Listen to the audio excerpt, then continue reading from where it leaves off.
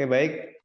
Kita akan membahas terkait dengan bagaimana sih pelayanan kesehatan yang sederajat atau setara di level dunia itu harapannya seperti apa ya. Jadi kita akan pelajari itu kaitannya dengan uh, bagaimana pengembangan di falsafah ya, keilmuan falsafah dan keperawatan. Nah, ini slide saya sebelumnya ya. Jadi bagaimana kita mengetahui kedudukan falsafah, paradigma, model, dan juga teori keperawatan kaitannya dengan fenomena yang terjadi di lapangan gitu ya. Nah, ini ada diagramnya ya. Misalkan ada fenomena keperawatan atau fenomena di lapangan atau ada temuan ya yang ada di rumah sakit, di layanan dan sebagainya yang biasanya kaitannya adalah adanya interaksi antara manusia dan lingkungan atau dari petugas kesehatan dan pasien ya. Nah, itu misalkan ada suatu fenomena kemudian dilihat dari falsafah ya. Falsafah itu melalui ilmu yang ontologi, epistemologi, dan juga aksiologi. Kemudian dilihat dari sudut pandang paradigma keperawatan ya, paradigma keperawatan yang manusia, lingkungan, kesehatan, dan keperawatan. Kemudian jawaban-jawaban sementara kumpulan model konseptual itu nanti menjadi suatu model, gitu ya. Jadi kumpulan-kumpulan model konseptual itu nanti kemudian dijadikan suatu teori. Nah, teori yang muncul dari fenomena itu nanti tentunya harus diuji ya, diuji apakah memang teori ini sesuai gitu ya, sesuai dengan fenomena yang terjadi. Ketika nanti ada fenomena lagi yang sama, apakah memang teori ini bisa menjelaskan, memprediksi gitu ya, atau untuk menilai, mengevaluasi dan sebagainya. Nah, itu dilakukan riset gitu ya. Tujuannya untuk apa? Ya menguji hipotesa gitu ya. Nah, semua rangkaian itu tadi tujuannya adalah untuk apa? Ya untuk meningkatkan kesehatan dan kesejahteraan manusia yang pertama, dan yang kedua tentu saja untuk meningkatkan kualitas layanan kesehatan. Gitu ya, khususnya di bidang keperawatan. Nah, itu adalah kedudukan falsafah, paradigma, model dan teori kaitannya dengan fenomena yang ada pada lapangan atau layanan keperawatan.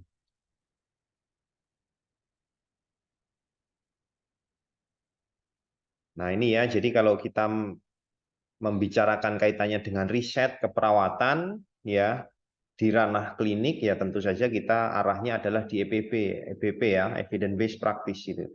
Di mana semua praktis atau semua praktik atau tindakan yang diberikan itu didasarkan dari metode ilmiah atau referensi ilmiah. Artinya apa? Ya sudah dilakukan uji coba, sudah dilakukan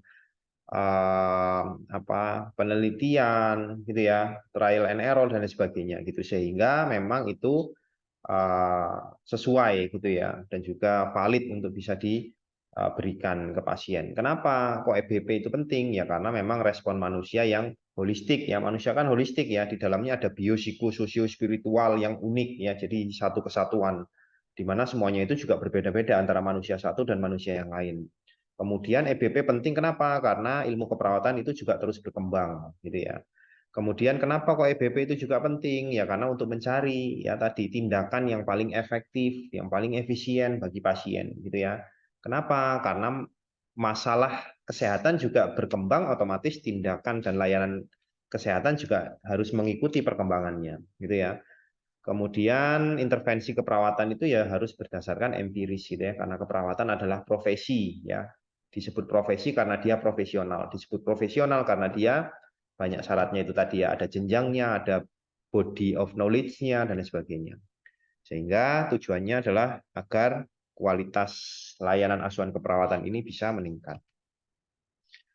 Ya, kalau prinsip di world class healthcare ya, nah ini ya, ada nih di sini disebutkan bahwa 7 prioritas reformasi kesehatan itu adalah revitalisasi layanan kesehatan, ya, ketersediaan, keterjangkauan obat dan vaskes, ya, ketersediaan distribusi SDM yang merata, bermutu, adil dan sebagainya, gitu ya. Nah ini dan yang terakhir adalah harus kita sesuai world class healthcare, gitu ya, atau layanan kesehatan, fasilitas kesehatan yang dia memang berkelas dunia, gitu ya. Nah, dan semua itu juga sesuai dengan program pemerintah dan tujuannya adalah kita sesuai dengan misi yang perlu dilakukan adalah masyarakat sehat yang mandiri dan berkeadilan.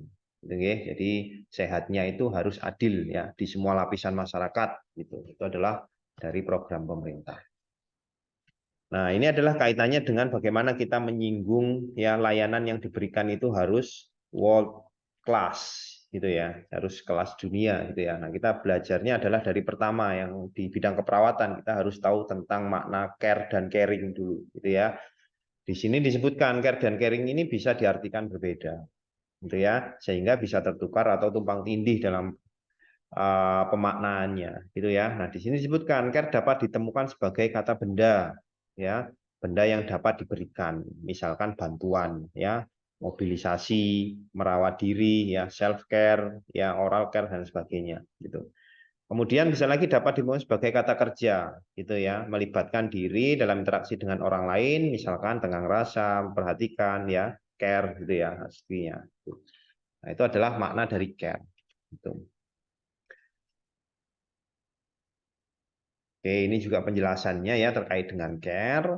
Kemudian yang caring itu bagaimana? Nah, kalau caring itu berbeda. Caring itu melibatkan dimensi yang berbeda-beda, gitu ya. Dimensi apa saja yang ada pada caring? Di sini disebutkan ada afeksi, ya, ada perasaan, ada emosi yang dia juga ikut ditunjukkan, gitu ya, ditunjukkan. Tapi dalam arti adalah tidak berlebih-lebihan, gitu ya. Jadi maksudnya adalah dalam ranah yang profesional.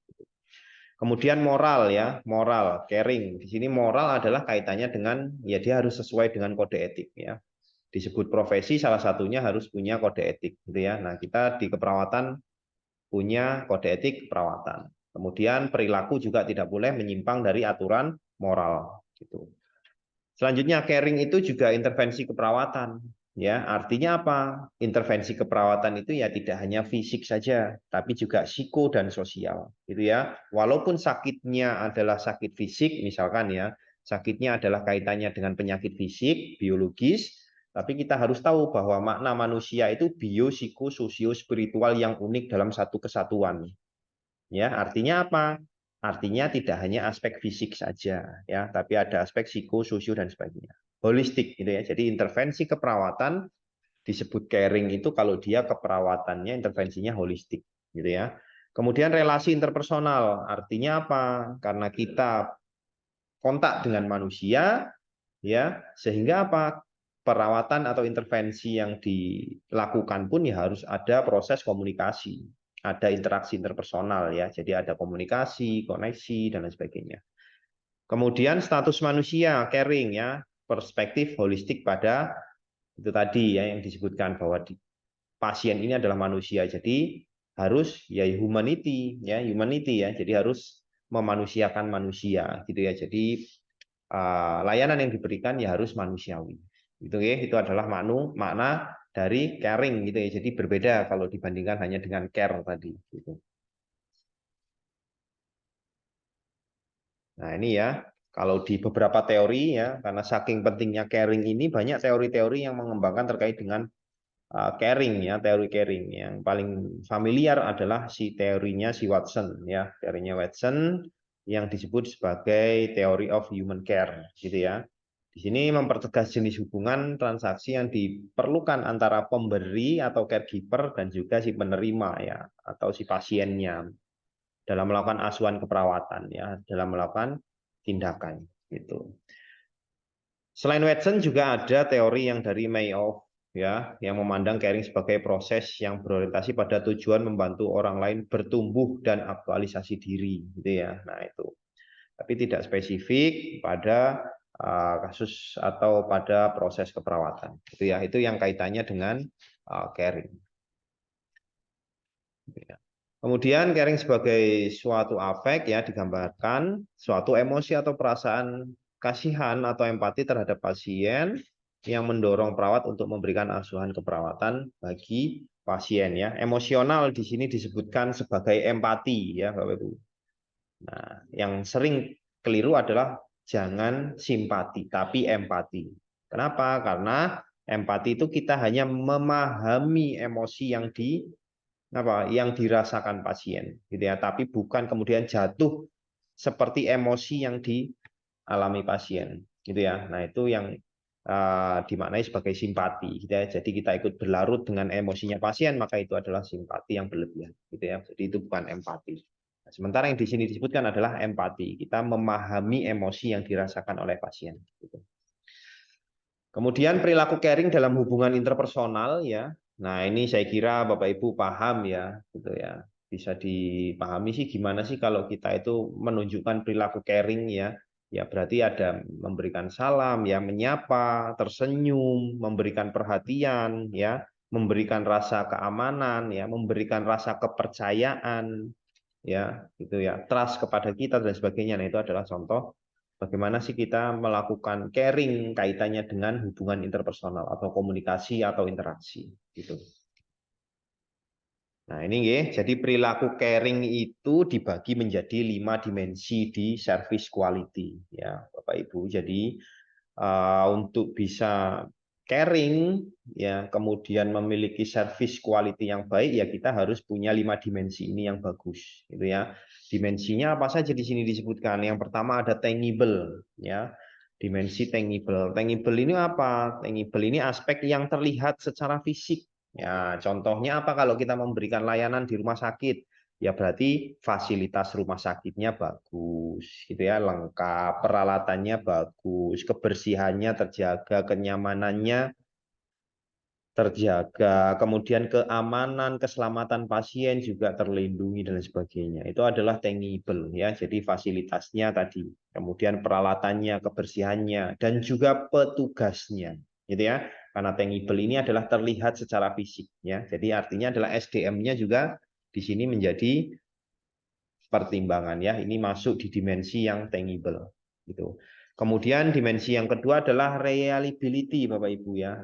Kemampuan untuk memiliki performa ya yang andal, akurat dan tepat gitu ya. Nah, itu adalah reliability. Jadi kalau di keperawatan ya kita memiliki performa yang handal, akurat dan tepat. Artinya apa? Yaitu tadi intervensi yang diberikan tadi ya berdasarkan dari EBP, misalkan evidence based practice ya, tindakan yang dilakukan itu berdasarkan ilmiah gitu ya. Kemudian misalkan menggunakan buku pedoman, misalkan proses keperawatannya menggunakan SLKI, SDKI gitu ya, atau menggunakan Nanda, Niknok dan sebagainya. Gitu ya. Jadi ada standar di mana pedoman-pedoman itu juga merupakan hasil dari riset gitu ya. Nah, itu adalah reliability gitu ya. Artinya kita melakukan tindakannya secara akurat, tepat gitu ya, dan bisa dipertanggungjawabkan.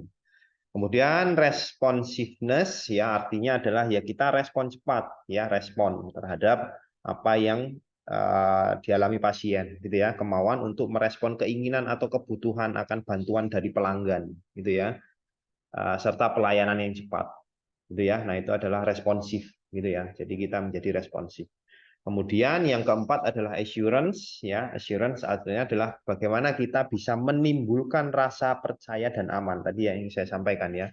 Jadi kita caring itu juga bagaimana menimbulkan rasa percaya dan aman kepada petugas kesehatan, kepada tindakan yang diberikan dan kepada rumah sakit. Nah, itu adalah bagaimana kita menunjukkan caring.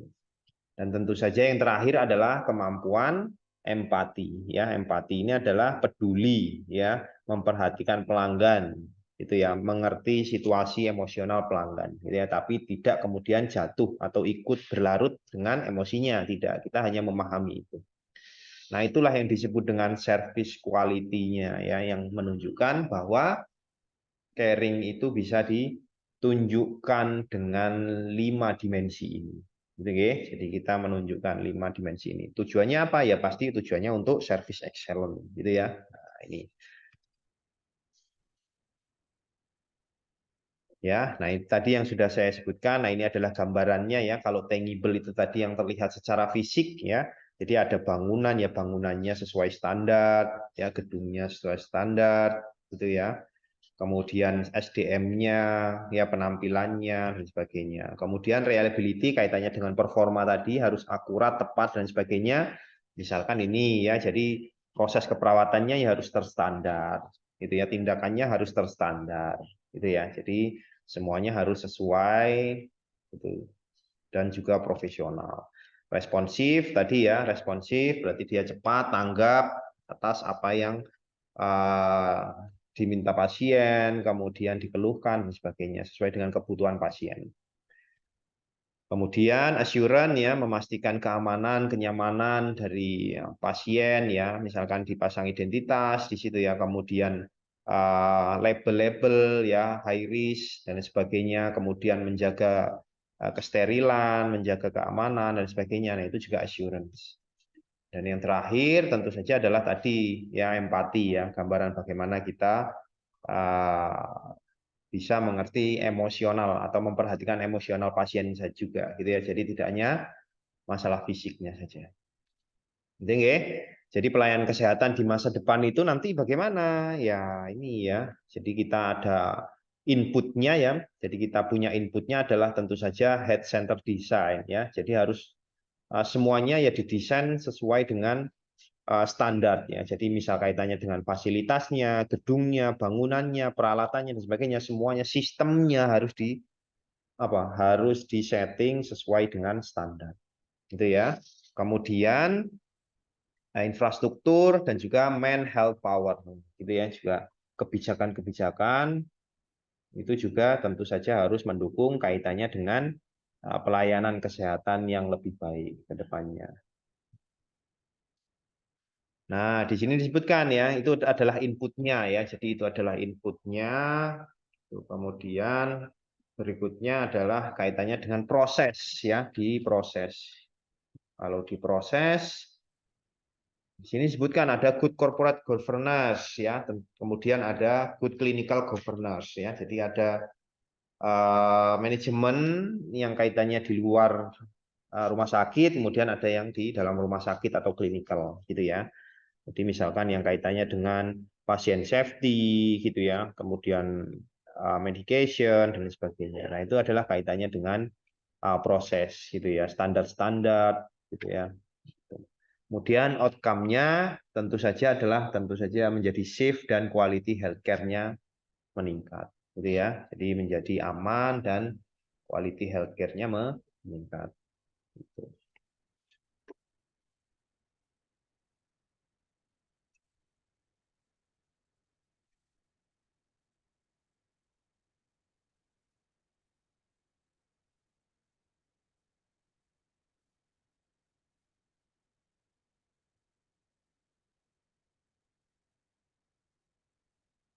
Berikutnya ini kaitannya dengan posisi pelayanan keperawatan dalam lingkup pelayanan kesehatan di rumah sakit. Gitu, ya.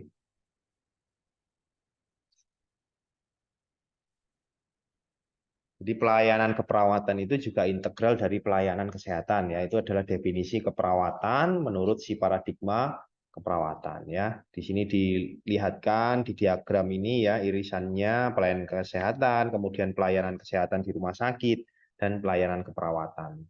Itu ya. Nah, pelayanan keperawatan itu penting ya. Posisinya di sini disebutkan proporsi tenaga keperawatan kan terbesar gitu ya, 48% sampaian ya gitu.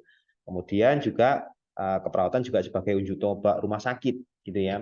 Jadi kualitas perawatnya bagus, rumah sakitnya pasti bagus gitu. Karena di sini disebutkan dapat mempengaruhi kinerja rumah sakit atau instansi layanan kesehatan gitu.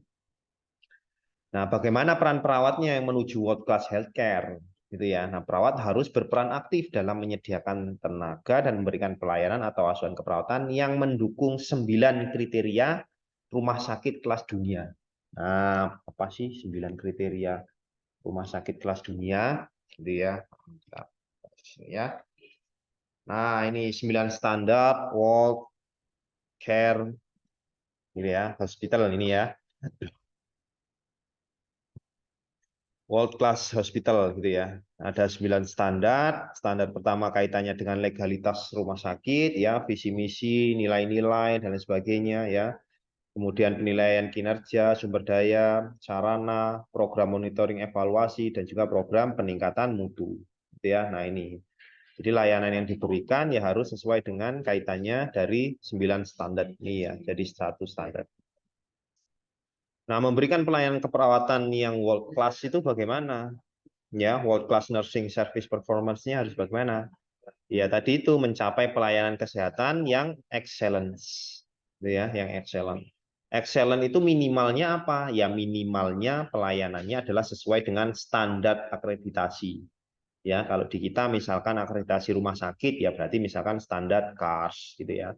Misalkan lagi di layanan Vaskes tingkat pertama ya nanti kan ada standar akreditasinya. Nah, itu yang minimal itu sesuai dengan itu. Ya, sesuai dengan standar akreditasi nasional gitu ya untuk kelas nasional. Tapi kalau kita untuk kelasnya adalah internasional ya kita harus sesuai dengan standar internasional. Saya kira ada butir-butir layanan keperawatan yang harus diberikan yang sesuai standar itu yang seperti apa itu ada semua di sana. Gitu, di penilaian atau standar akreditasi.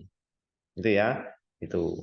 Nah, ini kalau kita merujuk ya pada kerangka standar akreditasi rumah sakit ya, ada standar pelayanan ya, ada standar manajemen, ada standar keselamatan pasien ya, kemudian MDGs dan sebagainya ya. Nah, itu saya kira Bapak Ibu karena memang sudah terjun di bidang rumah sakit, saya kira paham kaitannya dengan standar-standar akreditasi di masing-masing instansi tempat bekerja. Oke. Nah, ini adalah referensi yang saya gunakan ya. Jadi saya pakai GCI gitu ya. Kemudian juga ada standar akreditasi rumah sakit ya gitu. Kemudian peluang peningkatan di keperawatan bagaimana?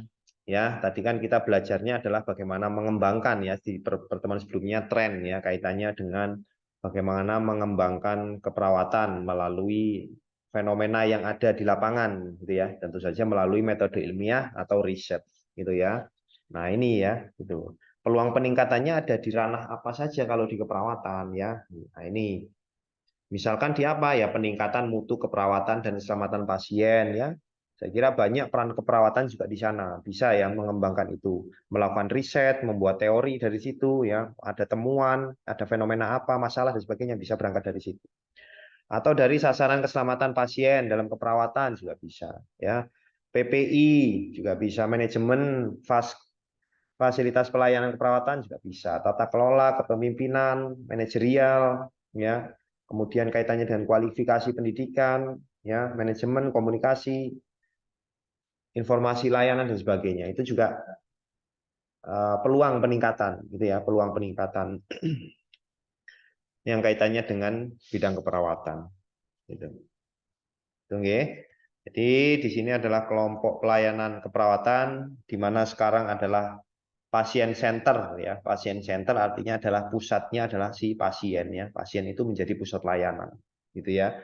Sehingga semua itu tenaga kesehatan melalui IPE ya, interprofessional education, melalui kolaborasi multidisiplin ya tentu saja intinya adalah berfokus pada pasien ya. Bagaimana layanan yang diberikan itu adalah service excellent sehingga pasien merasa satisfying ya, merasa puas dengan layanan yang diberikan gitu ya.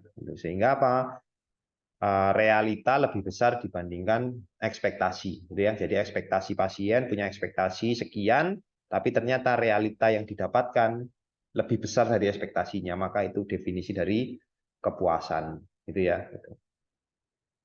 Nah, apa saja di sini disebutkan pelayanan dan kontinuitas ya, hak pasien dan keluarga, asesmen pelayanan ya, dan juga edukasi pendidikan kepada pasien dan keluarga itu juga layanan yang kaitannya dengan fokus pasien center gitu.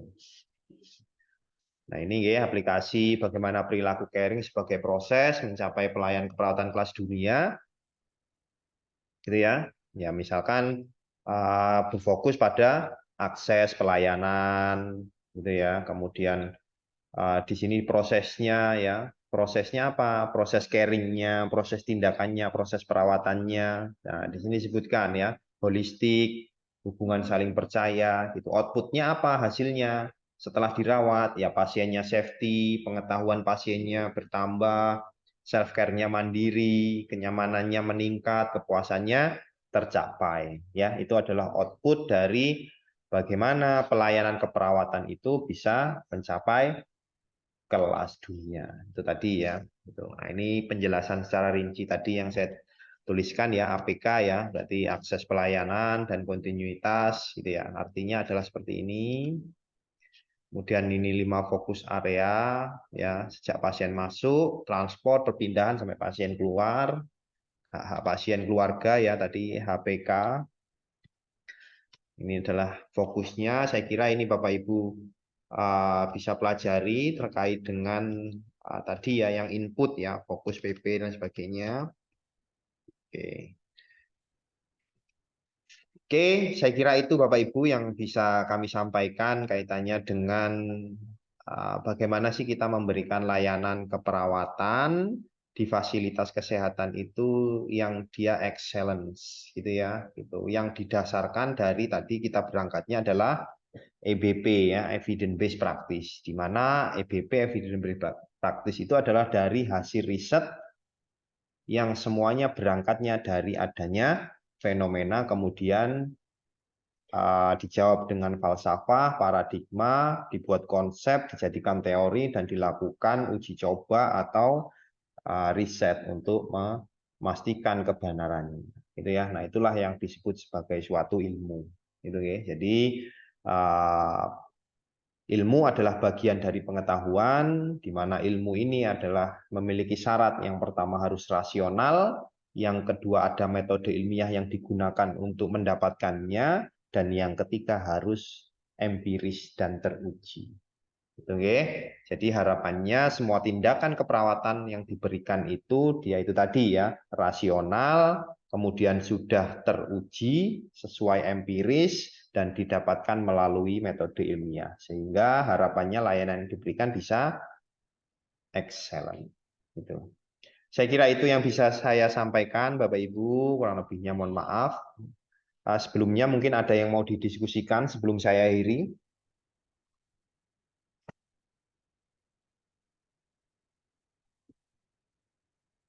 Ada Bapak Ibu?